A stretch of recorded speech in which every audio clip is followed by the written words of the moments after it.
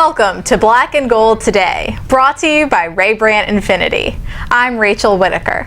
Jeff Duncan will join me in studio, plus your Fantasy Minute is back. So let's get started with Jeff Duncan. Jeff, good to see you today. Good to see you, Rachel. How you doing? Doing great. Well, you asked Sean Payton on Wednesday about the team's no-huddle strategy. We saw it lead to points, a field goal, before halftime. And first, we'll take a look at what he said.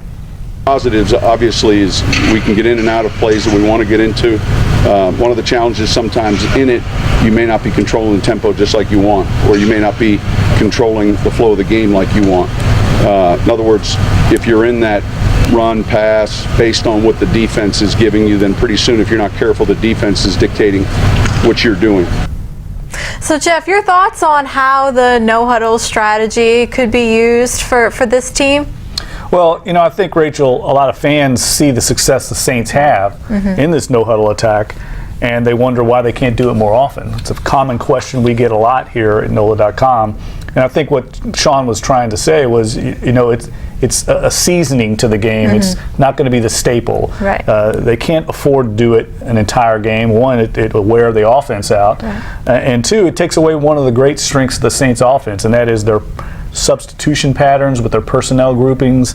Sean Payton's a master at getting mismatches with either his tight ends or his backs or his receivers, and when you're in a no-huddle, you're pretty much limited to the personnel grouping you have on the field at the time. So we saw it at the start of the second half. The longest play of the game was the 46-yard pass to Kenny Stills. That came out of the no-huddle hurry-up attack, and I think we'll see them employ that to some degree, but as Sean pointed out, you don't control the clock that way, and yet that exposes the defense to maybe being on the field a little more when you're in that no huddle, and that's something I don't think anybody right now in Saints country wants to see that defense on the field too much. You spoke of the different personnel groupings the Saints utilize. Brees spoke that he was pleased at how his teammates have stepped up, while tight end Jimmy Graham, you know, is limited with a shoulder ailment, like 100-yard man Marcus Colston. Here's Drew. I know that I'm always looking for him.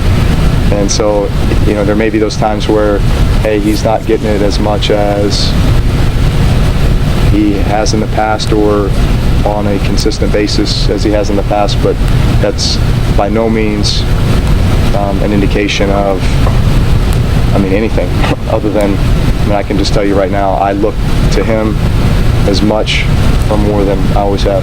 I think they all contributed greatly. And yeah, Jimmy coming off the injury, you know, we want to be smart and obviously not ask him to do too much. So it just kind of happened to work out that way. But I thought we made a lot of big plays down the field with those receivers. And Jeff, real quick, score prediction for Sunday.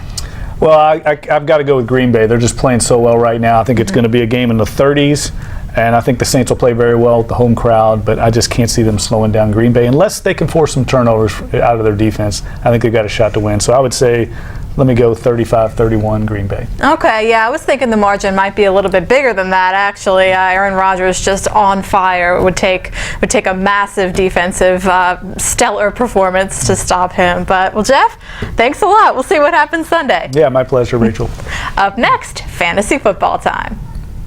Affordable luxury is here at the Ray Brandt Infinity Pre-Owned Center. Over 100 of the world's finest luxury cars and trucks are on sale. Infiniti, Acura, BMW, Mercedes-Benz, Lexus, Porsche, Land Rover, Jaguar, and more, all within reach. And special low luxury financing rates makes it easy to buy. Affordable luxury is here at Ray Brandt Infinity of Metairie Pre-Owned Center, 3700 North Causeway Boulevard, Metairie. Welcome back. Well, fantasy football columnist Jim Derry now returns to the show. And Jim, I can't believe we're in week 8 already. Half the season gone. It's hard to believe. Well, who's the top Saint you're watching this week? Well, it's prime time. Sunday night football against the Green Bay Packers. The Saints couldn't be in a tougher situation where they have to win. They're in must-win. If they're in must-win, got to go Drew Brees here. As tough as Green Bay has been against the pass, I think that Drew knows how big this game is. He's going to come out big. He's going to play big. I think 250, 300-yard passing. No interceptions this week. Yeah, that's going to be critical for Drew. The Packers, or the Saints rather, can't afford to have any turnovers against the Packers. Now, your pickup of the week is a Bills running back who's shot up the depth chart. With Fred Jackson and C.J. Spiller out for an indefinite amount of time, C.J. Spiller might be out for the season, we're going to go with Bryce Brown. He'll be splitting time a little bit with Anthony Dixon, but both of those guys might be worth a pickup. Bryce Brown is my pick this week. He could go for as many as 80 yards, and look for him to score this week.